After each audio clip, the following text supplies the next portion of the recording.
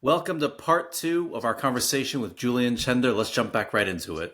What are some typical mistakes that you see leaders do when they're trying to fix that problem? Stop at structure. You can't stop at structure because then you've built the walls with no doors. They go, great, we have a new structure. Everyone's going to understand it when I tell them about it. First of all, no one's going to understand the thing because they're used to the old structure. So their mindset is the old structure. So you roll this out Yeah. and they go, it doesn't make sense. It's never going to make sense for the first 2 months. They have to live it and breathe it and experience it. That's why this is a practice. Like no org design is actually a final product.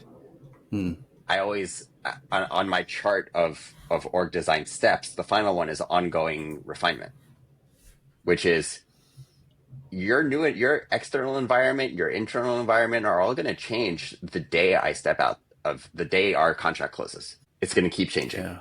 So now you need to be able to make those adjustments as you go. And hopefully we've built enough internal capacity in the leadership and in the staff to make those on their own. But that's why org design in the social sector, especially, which is a very highly relational sector. So where relationships are very important, almost primary. Sometimes people design departments around individuals because they like that person. So they've just designed a silo around Lucie because Lucie's amazing. And they've given Lucie some direct reports. And what do those direct reports do? It doesn't matter. Lucie's getting promoted, so she gets direct reports. And all of a sudden we have this silo called Lucie that when I come in, I go, so what's this department called Lucie? And they go, oh, we have to keep it. And I said, no, we don't, because it's not strategic. We have to rearrange. And so now Lucie's upset and everyone's upset and we're having a problem. And what really happens is when they stop at structure and just then if you're going to stop at structure, don't hire me. Like just redraw your org chart and call it a day. But the problem with the org chart is that it has no information on it. It is the least effective artifact that we have in organization design. I had a mentor who said, you look at an org chart, you lose about 120 IQ points immediately because it makes you think you're looking at an organization, but what you're really looking at is the title of roles and who reports to who, which is not an organization. Yeah. And it's an output of organization design, not an input. And most leaders are using it as an input. They're saying, let me redraw my org chart. That's an input into the process. It should never be an input. It should only ever be an output. That reminds me of when I used to have employees. The first thing I would do with them is over the first 6 months, I would say, I want you to look at this org chart. It's fine. But in 6 months, I need you to tell me the real org chart. Tell me who's actually has the power, who's the influence, who are the rock stars. Draw that for me in 6 months. Yeah, there's a lot of technology now that can map organizational networks and is being used in org design as the formal org chart and the informal org chart. I don't play too much there with the informal org chart. I do that in the process of developing the organization. Design process where I ask them, who do we need in the room for this? Because it's a participatory process, so there's going to be a cross-section of the organization, if not a large group of the organization, building the new organization. And people support what they help to create. That's a Dick Axelrod quote. And I firmly believe that. So when I'm in there, I'm not the org designer. They're the org designers. I'm the guy facilitating the process by which the org design gets done and steering them left and right when they might be going in a bit of a direction that might hurt them because I understand the theory and the concepts and have a lot more experience doing this than they do. But my job is to teach them to design their own organization so that they can keep designing it as they go. Yeah, that's kind of how some people describe therapy is we're not there to be we're not there to be the mechanic. We're not going to fix your car and leave you to go do it. We're like the guy at the hardware store. You want to build a deck? We'll tell you the steps. We'll guide you through the steps, but you got to go build the deck yourself. Yeah. And I'll be there to tell you, okay, you cut that piece wrong. Yeah. Julian, I'd love to go through the different levels of the organization that you see and kind of, because I'm sure you're facing lots of resistance as you go through this process. I'm wondering how you're navigating, how you're communicating and navigating this resistance. And maybe we can start at the top level, like when you're working with the executive director or the CEO, and they're realizing, oh wait, this is a lot more than I signed up for. This is not what I intended. How are you kind of navigating that conversation or working through that? I mean, I don't have a problem with resistance. Mm, Resistance to me is energy about the issue. yeah. The worst you can get in an organization design is apathy. Mm, That's your problem. Resistance is great. yeah. Resistance means people care. Resistance means they want to muddle and wrestle Yep. and grapple with it. Resistance means they have concerns that should be listened to and probably are valid. Apathy is you got nothing to deal with. Mm, Then forget it. If it's apathy, you're cooked. But yeah. resistance is great. It's energy. You can use that. So the CEO says, I'm in over my head. I didn't realize what we were doing. I say, great. Tell me about it. What are you experiencing? What are you Yeah. worried about? Well, this department has historically, great. That's data for me. Like, let's address that. If this department has historically had problems, what are those problems? Mm, What is keeping you up at night that should be keeping me up at night too? That's the CEO conversation. Is if they have resistance if they're like, this is too much for us, then let's dial it back. so you Let's are do taking that less. participatory, that collaborative process to heart Yes. and saying, let's slow down then. Let's do it at the pace that makes sense. Just because you signed our contracts are renegotiable. I'm actually renegotiating a whole second half of a contract with a client now. Mm, We got through a phase and we said what we said we would do next does not make sense for where we are. So let's figure out what does make sense for where we are. And we're going to sit down yeah. together before the end of the year and figure out what the first 3 months of next year look like. Because something has to happen. It's the building of the doors, but how Yeah. that happens is going to be very different than we imagined when we Yeah. wrote it. What about the levels at like the senior executive level, like the VP and the senior directors? Are you also interacting with them directly, or are you having the I'm ED working with the whole CEO? organization. I'm Okay. in a room with unionized members and the head of labor Mm, relations talking about this. I'm okay. in a room with people who are across departments, across levels, across tenure, across race and other dimensions of diversity. I try to get what's called a max mix to be the design team. Like, I don't do this alone or with a partner. This is done with the organization and with representatives of the organization. And that design team has to be such that every single person in the organization can point to that design team and say, there's someone like me on that design team. Mm, Either someone new or someone who's been here for 40 years, just like me, or someone who's in my department, or someone who represents my point of view from a union versus management point of view. That's all needs to be there. I was just noticing that it sounds like with you do with clients what you also want them to do with the organization, kind of checking in and seeing what's the capacity rather than pushing through, making a plan. Okay, we need to push through no matter what. Really pausing and being aware, what's the situation now? How do we move forward? So it's Yes, like a I live process. I would say a lot of how we work now is how the new organization should work. mm. How we do the design is how the design should live.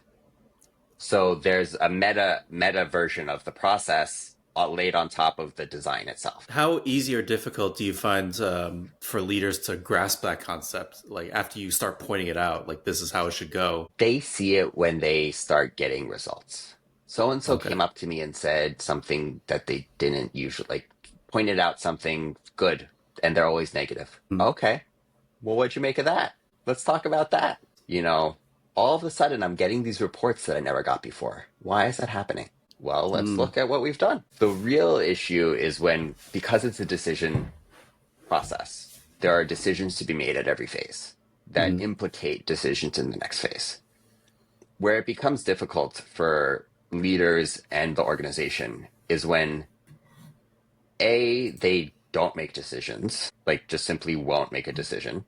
Then it's really hard to do. And there are some leaders who are like that.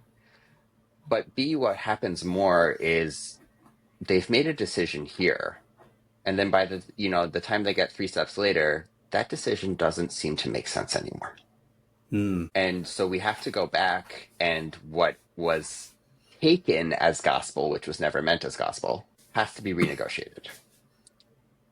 And the benefit of that, and the reason I say this at every meeting I do on org design, is the design isn't done until it's all done. And even then, it's still not done.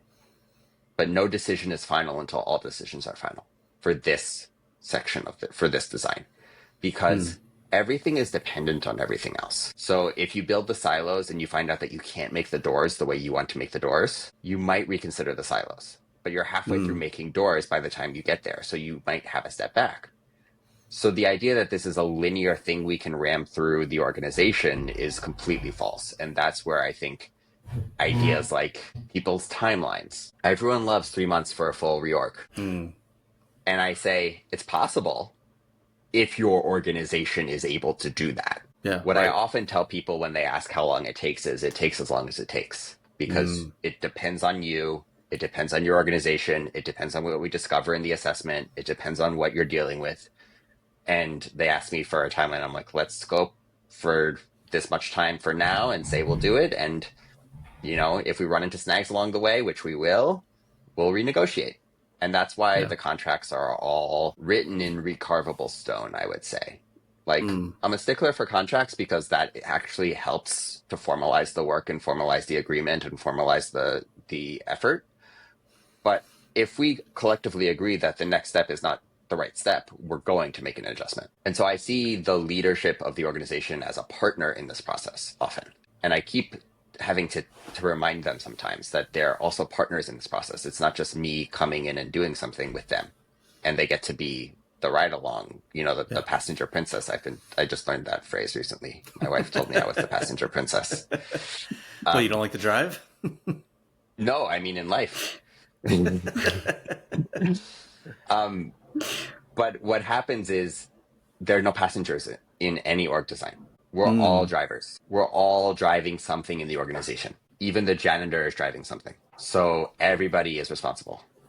Yeah. That means everybody is accountable. And that's often new to organizations.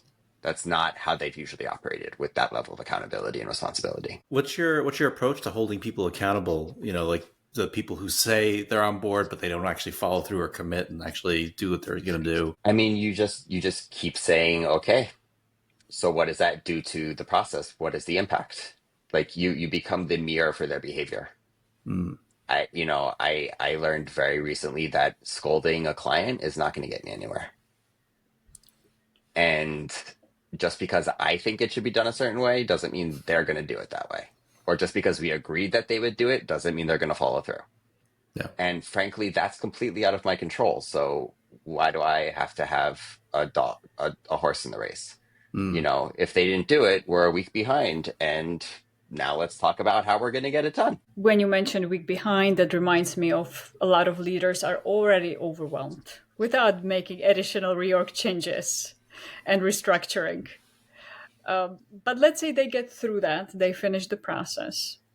Now, they are oftentimes I hear, Lucie, I'm overwhelmed. I need to see how I can be more strategic. What would you recommend would be the frequency for them, let's say, to say, okay, I need to check every month, every quarter, every 6 months to check on this area and ask themselves the question, how does my organization work? What's the structure? Is this working well? What would be the process for them to check in and so they can course correct? That's a great question. And it's a strategy governance process. So whatever way some people will meet weekly with their leadership team. How are we doing and they have their metrics. How are we doing on this? How are we doing on that? That's where you learn how the organization is functioning, is in governing your strategy to outputs or to promise, as I say.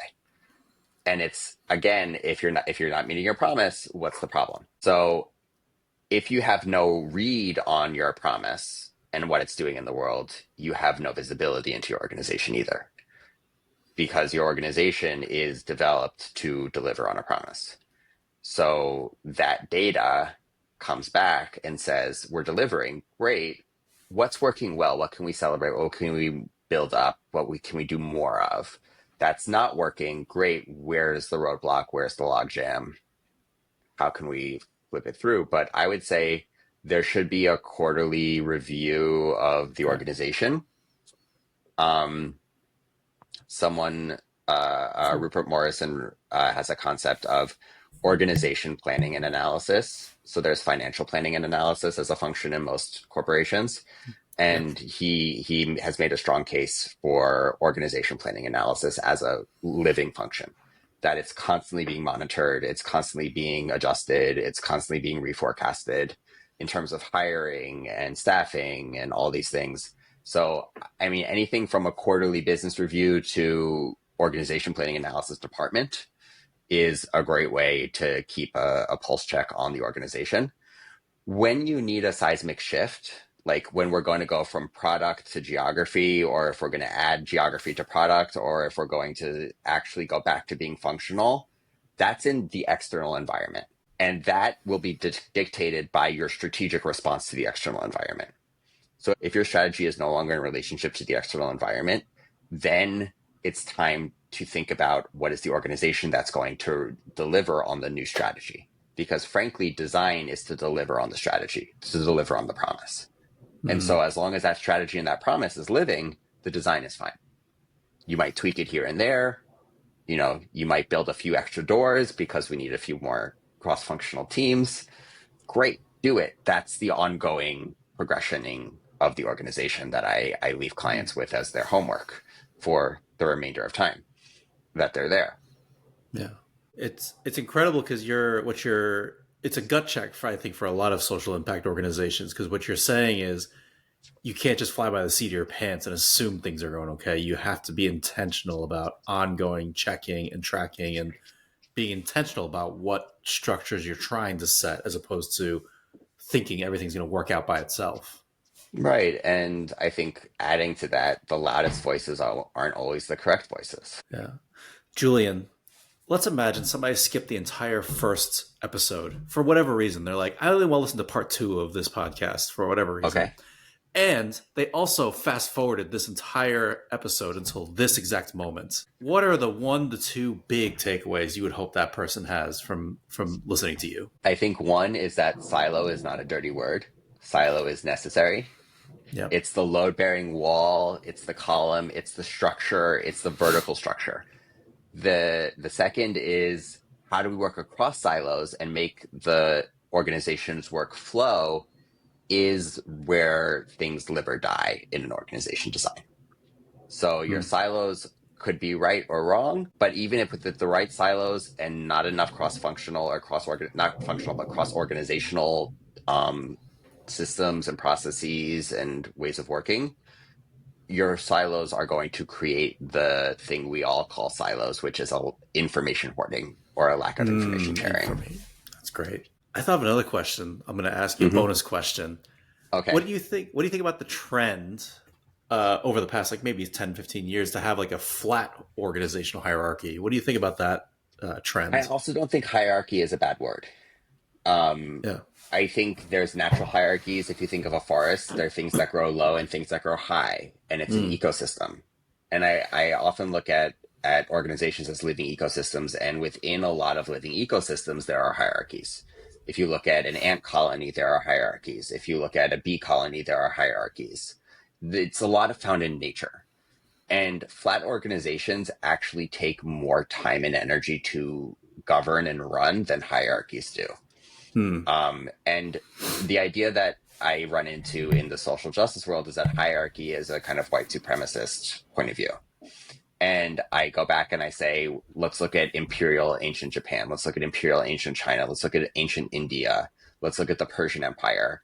Like, let's look at old African societies in the early days of human existence, when we were on the plains fighting off those tigers that caused the scarf model in the beginning. Let's look at those organizations. They had chiefs.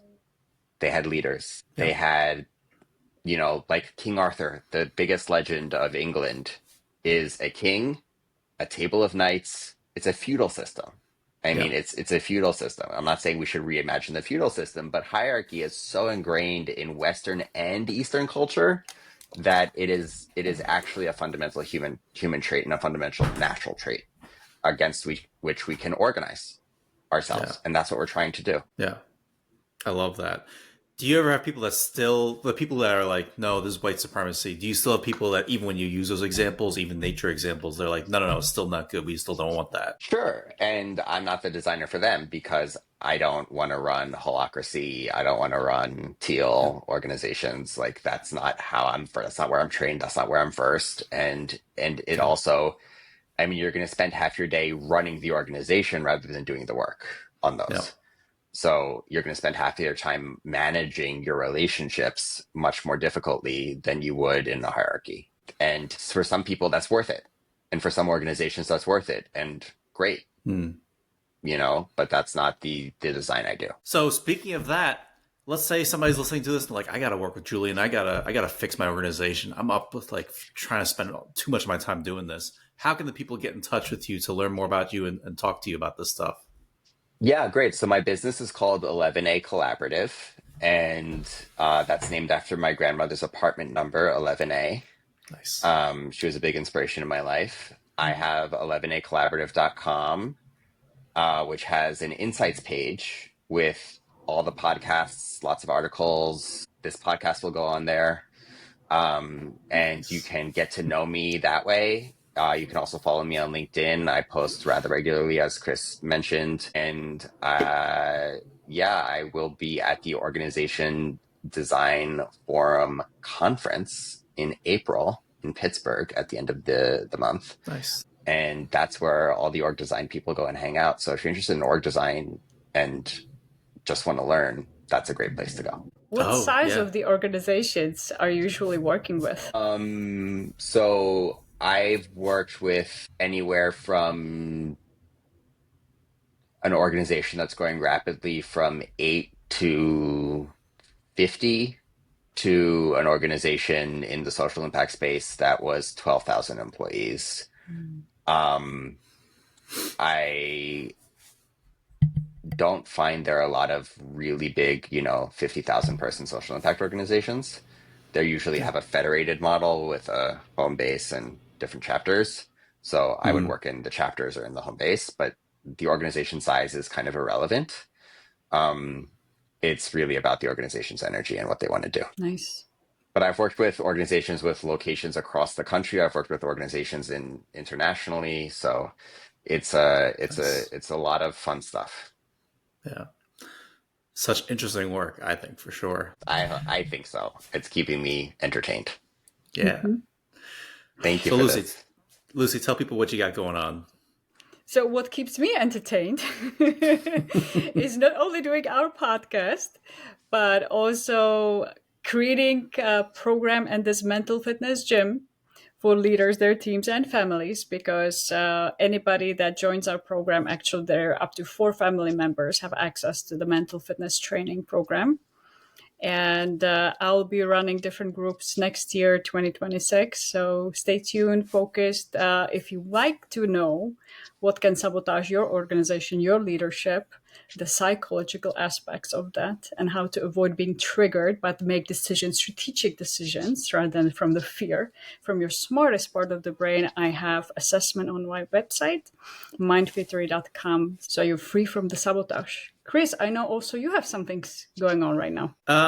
You know what? Actually, I don't. So I would say if you want to get in contact with me, just follow me on LinkedIn, Chris Wong LMHC. Say hi. I love meeting new people. So just reach out to me and keep listening to this podcast. Julian, thank you so much for coming. I really enjoy reading your posts and talking with you. I feel like I learn every time I look at your posts. So thanks for coming on here and sharing with us today. Thank you, Thank you Julian. both. Hey, thanks for joining us on the art and science of difficult conversations. If something today helped you see leadership a little bit differently or helped you handle a tough situation better, send this episode to a colleague or someone on your leadership team. We'll have all the links and info about Julian in the show notes below. If you want to learn more about how I work with organizations to develop their leadership bench, build more aligned and resilient teams, you can find me at myleadershippotential.com, linked below. And if you want support in building the emotional intelligence and mindset skills that make leadership sustainable, check out Lucie's work at mindfittery.com. Keep leaning into hard conversations. See you next week.